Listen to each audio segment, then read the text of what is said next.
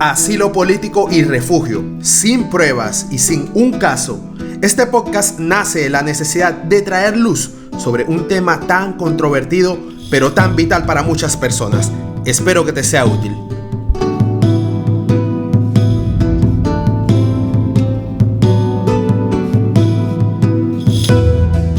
Solicitar, pedir asilo o refugio en algún país sin tener pruebas, sin tener un caso. Ese es el tema que nos convoca el día de hoy.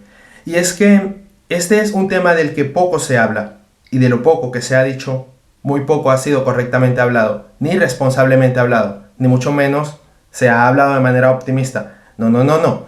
Todo lo contrario. Cuando alguien pregunta sobre pedir asilo o refugio en X o Y país, lo que sobran son comentarios negativos y pesimistas. Tampoco faltan los comentarios inexactos, comentarios muy bien intencionados, pero alejados de la realidad. Eso tampoco ayuda. Para hablar sobre el tema de asilo y refugio en general, es necesario e indispensable el equilibrio, pero aún más para hablar sobre no tener pruebas o no tener un caso. Este tema presenta muchas lagunas, pero hoy vamos a aclarar tantas dudas como sea posible. No pretendo en este podcast dar una orientación que asegure a nadie que pueden pedir asilo y refugio y sus solicitudes serán aprobadas. Lamentablemente no puedo prometer eso. Tampoco puedo asegurar tener la verdad absoluta sobre esta cuestión, pero sí pretendo abrir el debate, que ya es hora de tirar mitos a la basura y revelar verdades. ¿Quiénes pueden pedir asilo político y o refugio en algún país que no es el suyo? ¿Cómo hacerlo de la forma correcta? ¿Qué pasa? ¿Qué hacer si no tengo pruebas para presentar mi caso?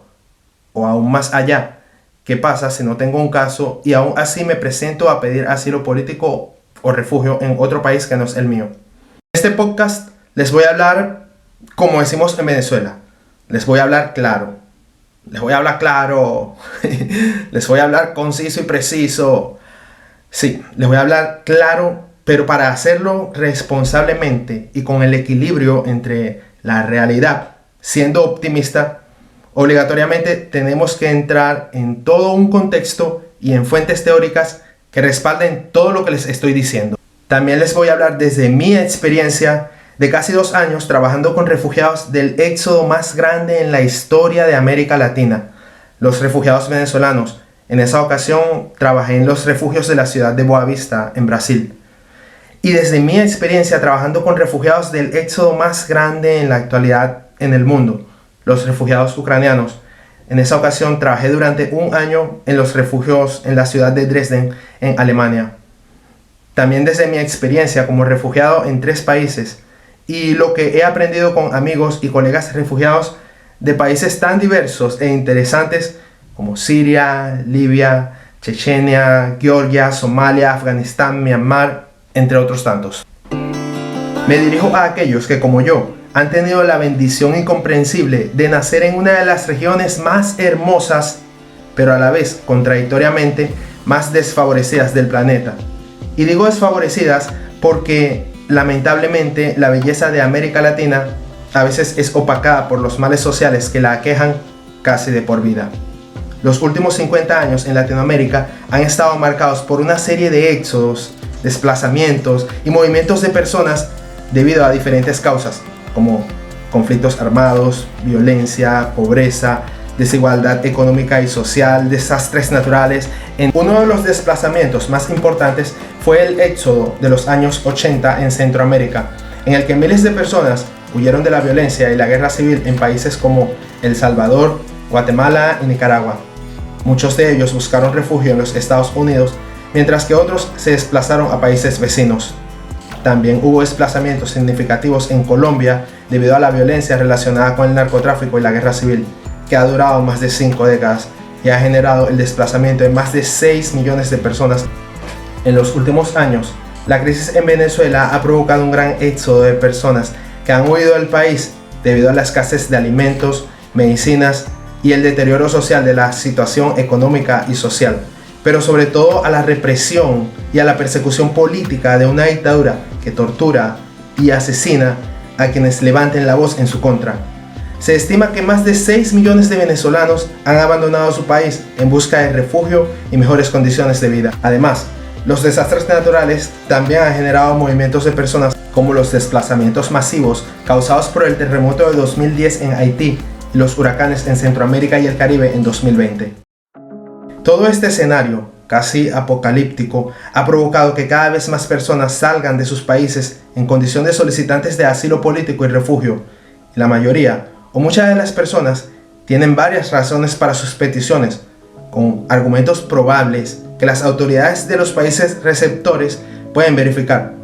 Luego, hay otro grupo de personas quienes, ya sea dada la urgencia con que huyeron de sus países de origen o por razones de fuerza mayor, no les fue posible traer consigo a los países donde llegaron elementos probatorios que demuestren que ciertamente tienen razones también muy válidas para solicitar asilo o refugio. Este último grupo de personas se enfrenta a mayores desafíos en sus procesos de solicitud de asilo y refugio, ya que al no tener pruebas del caso que presentan ante las autoridades, en la mayoría de los casos su petición de refugio es rechazada. Muchos países respetan el derecho de los solicitantes de asilo y refugio que tienen a apelar y a no ser deportados mientras dure el proceso de apelación. Así que muchos, si reciben una respuesta negativa en su solicitud, inician un proceso de apelación. Dicho proceso por lo general es largo, pero esto ofrece al solicitante la ventaja del tiempo. Estas apelaciones demoran a veces hasta 1 o 2 años, o incluso hasta más tiempo antes de tener una respuesta. Y en ese tiempo la persona sigue disfrutando de la protección de sus derechos y puede continuar teniendo una vida normal en el país que lo acoge. Durante el tiempo que dura la apelación, el solicitante de asilo o refugio consigue integrarse a la sociedad por medio del trabajo o estudio, y cuando llega el tiempo donde las autoridades tienen que tomar una decisión sobre su apelación, es muy probable que su estatus sea cambiado y consiga un permiso de residencia. En la práctica, esta es la situación para la mayoría de las personas cuya solicitud de asilo es negada. No en todos los casos el proceso termina satisfactoriamente, especialmente para el grupo de personas del cual les estaba hablando, que no tienen pruebas para sustentar su caso. A veces es necesario ir a más de un proceso de apelación, apelar 1 o 2 veces hasta tener una respuesta positiva. Incluso hay casos donde la persona debe irremediablemente abandonar el país, ya sea acordando su salida voluntaria o lamentablemente por medio de un proceso de deportación. Existe también un grupo de personas que no solo no tienen pruebas, sino que realmente no sufren ningún tipo de persecución, ni vienen de países en crisis, o la verdad simplemente quieren llegar a un país del primer mundo y establecerse ahí porque quieren una vida mejor o quieren una mejor calidad de vida y un futuro mejor para sus familias. Este es un deseo legítimo de todo ser humano, de querer siempre estar mejor. Y con este grupo no me estoy refiriendo a los mal llamados refugiados económicos. Y escúchese bien, entre comillas, que no sé a quién carrizo se le ocurrió inventar ese término. No hay una sola persona en este planeta a quien se le pueda atribuir ese vil concepto. Refugiados económicos. Eso es un concepto egoísta, deshumanizador. Tampoco estoy hablando de los migrantes económicos. Migrantes económicos, ese término se utiliza para describir a las personas que se mudan de un país a otro en busca de mejores oportunidades económicas, ya sea para mejorar su situación financiera, conseguir empleo, acceder a mejores condiciones de vida en general. La diferencia entre estos migrantes económicos y los refugiados es que los migrantes económicos no huyen de situaciones en peligro, de ninguna persecución, sino que buscan una mejor vida, y muchas veces se considera que la llegada de migrantes económicos puede tener un impacto positivo en la sociedad de los países de destino. Ahí tenemos ejemplos como los Estados Unidos. El mismo expresidente Donald Trump reconoció que Miami fue construida con el esfuerzo de cubanos, venezolanos y latinos en general. Ahí está Canadá con sus 9 millones de inmigrantes, casi el 25% de su población. Ni hablar de China con sus 250 millones de inmigrantes, y obviamente todos los países de Europa, que también han crecido y se mantienen con la ayuda de la mano de obra y talento de millones de inmigrantes. No podemos negar que hay personas que se ven obligadas a huir de sus hogares debido a factores económicos como la pobreza, el desempleo y la falta de oportunidades. Personas y familias completas cuyos perfiles no encajan en la descripción de un refugiado según el derecho internacional. Eso lo acepto. En lo que no estoy de acuerdo es en etiquetar a alguien de refugiado económico, entre comillas, o tratarlos de inmerecidos de las ayudas sociales que los países más desarrollados ofrecen a las personas que buscan ayuda humanitaria. Mucho menos cuando no se conoce a la persona como para juzgarlo, jugar a ser juez y desde nuestra comunidad decidir quién merece ayuda y quién no, o quién debería llegar a tal país y quedarse en el país o no. Sé de gente que se creen dueños de países, también son inmigrantes y algunos incluso son refugiados, y se les olvidó que un día ellos también estaban en Latinoamérica queriendo llegar a un país desarrollado. Es imposible conocer individualmente a todas y cada una de las personas que forman una gran colectividad, pero es muy fácil, para muchos es muy fácil señalarlos y estigmatizarlos como si todo ser humano no mereciera el beneficio de la duda y el derecho a ser escuchada, partiendo de la buena fe de que dice la verdad. Al final del día, si una persona tenía motivos para solicitar ayuda humanitaria o no, eso no nos compete a nosotros determinarlo, sino a las autoridades, que sean ellas quienes decidan y también que decidan y determinen quién se queda y quién no. Porque también hay que decirlo, hay personas que debido a su inaceptable comportamiento deben irse, deben salir de los países que les están tendiendo la mano si no se están comportando acorde a la ayuda y a lo que debería ser una persona a quien se está ayudando.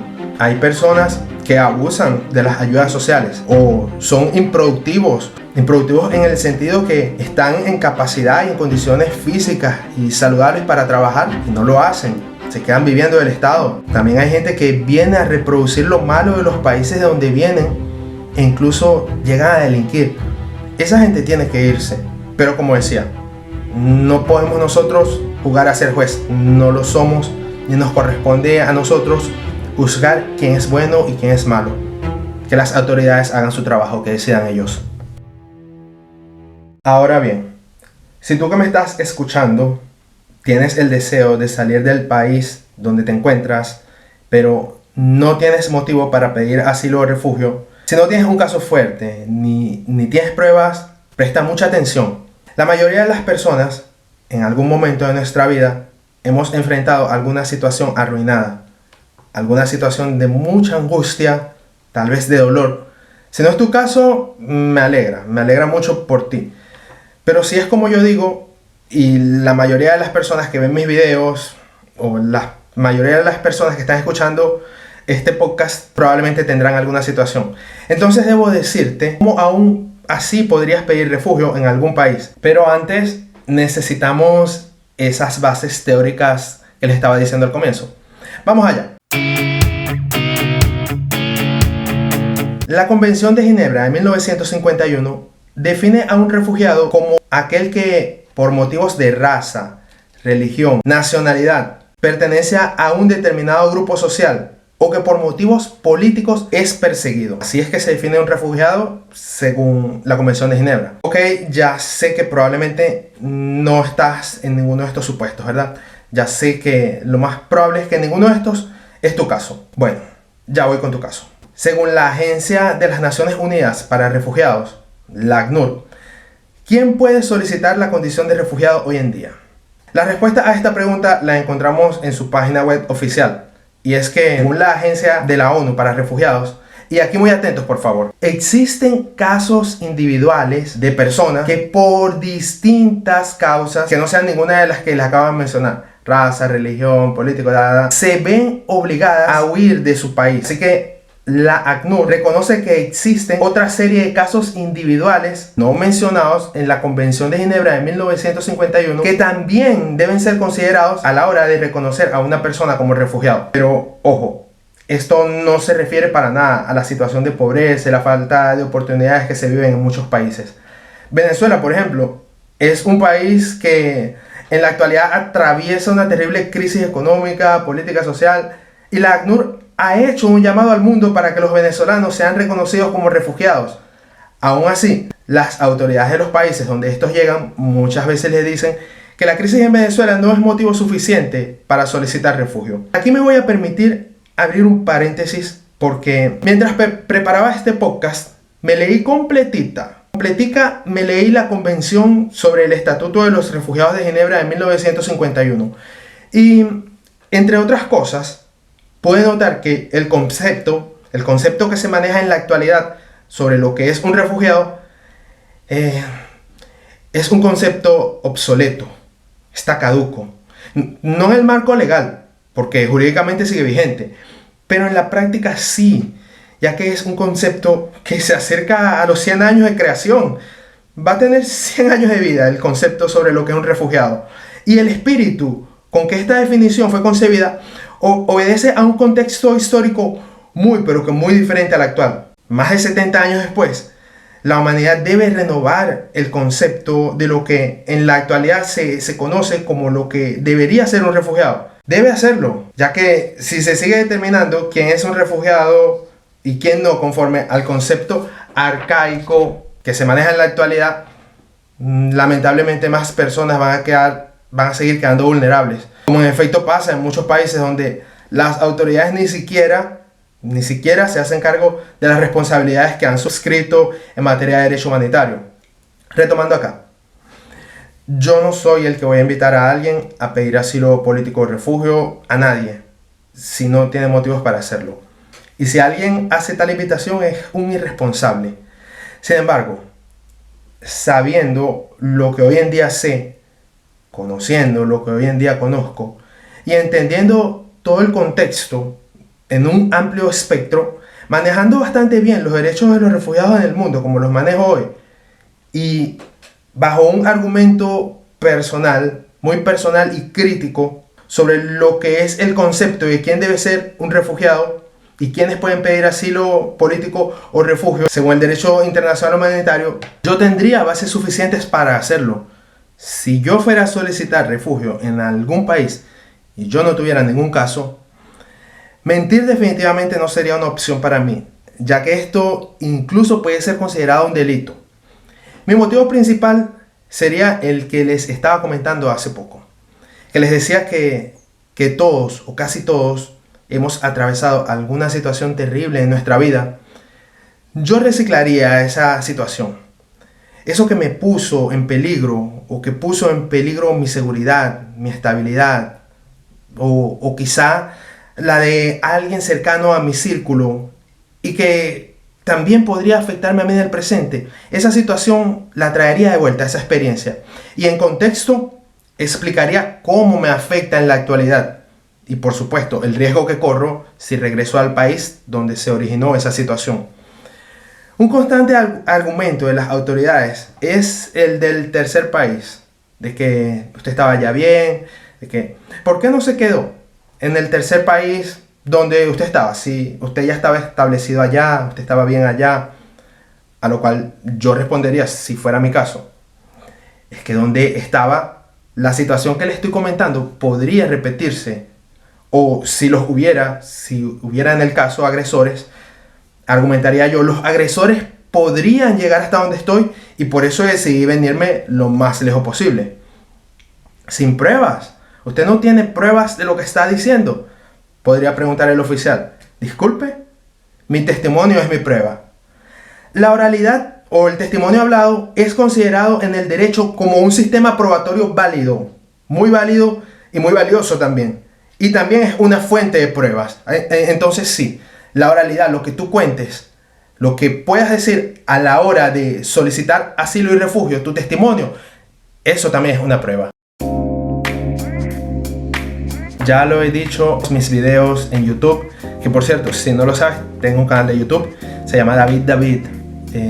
También en todas mis redes sociales puedes conseguirme como David David, en Twitter, en Instagram, en Facebook, estoy como David David Oficial. En YouTube, mi canal se llama David David. Y en mis videos donde hablo sobre asilo y refugio en Alemania, lo he dicho varias veces. La decisión de pedir asilo o refugio en un país es una decisión que no debe tomarse a la ligera. Este tipo de procesos no son fáciles, son procesos largos, muchas veces desgastan a las personas, muchas veces desgastan emocionalmente, psíquicamente. Estos procesos son procesos en los cuales uno tiene que abandonar su zona de confort y vivir situaciones para las cuales no todos están preparados. Se trata de ser muy paciente, muy tolerante, muy resiliente, así como también muy fuerte emocionalmente, fuerte psicológicamente, fuerte espiritualmente. Y ahí es donde quizá no debemos dejarle todas las cosas a Dios. También hay que prepararse para presentar el caso y conocer los derechos, conocer el país, conocer las leyes. Hay que conocer nuestros derechos como refugiados, sobre todo nuestros derechos como extranjeros en el país donde estamos y obviamente nuestros deberes. El conocimiento es poder. Mucha fe, sí, por supuesto. A nadie le falta Dios. Pero planificar las cosas bien y prepararse bien, esa es la mejor garantía para poder tener resultados positivos en nuestro proceso. Entiendo también a aquellos que han trabajado muy duro para juntar dinero y poder migrar con una visa. Sé que hay gente que hace sacrificios para inmigrar sin necesidad de pedir asilo o refugio. Establecerse en un país del primer mundo puede costar mucho dinero, tiempo y sacrificio. Entonces llega alguien y nada más pide refugio y le dan todo, dirán algunos. Me alegra porque se establecieron en países desarrollados sin necesidad de tener que pasar por el duro proceso de asilo y refugio. Yo los felicito, pero también les pido un poquito de empatía y que antes de juzgar den gracias al cielo por no haber tenido que pasar por esto, por haber tenido otras opciones más alcanzables que para la mayoría sencillamente no eran accesibles. No se imaginan cuán duro es empacar solamente lo que puedas y salir huyendo para salvar tu vida o la de los tuyos. Den gracias a Dios que no tuvieron que pasar por eso. A los que están pensando en pedir asilo y refugio, una vez más, les pido evalúen todas las posibilidades. Que pedir asilo o refugio sea solo el último recurso o la última opción.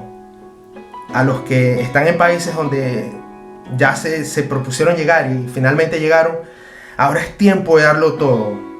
Tiempo de integrarse a la sociedad lo más rápido posible. Lo cual sé que muchas veces no es fácil, pero los exhorto a mostrar la mejor versión de ustedes. Ahora representan a todo un país, entonces mucho estudio, mucho trabajo, solo buenas costumbres, solo buenos modales, respeto y educación. Así debe ser su vida mucho más que antes. Desde aquí les mando mucha buena vibra, les mando muchas energías positivas, mucha luz en sus caminos, les deseo todas las bendiciones del mundo. Y ya por último, pero no menos importante, sino todo lo contrario, a la gente del mundo que abre sus puertas, sus brazos, sus corazones a los inmigrantes y refugiados, que los apoyan, nos apoyan y están allí para guiarnos a una nueva vida. A esa gente que hacen sentir a los inmigrantes que están como en casa, gracias. Gracias por entender que ninguna persona merece vivir sin esperanza, que ninguna persona es ilegal, que todos somos ciudadanos del mundo, de todo corazón y de parte de un refugiado más. Gracias.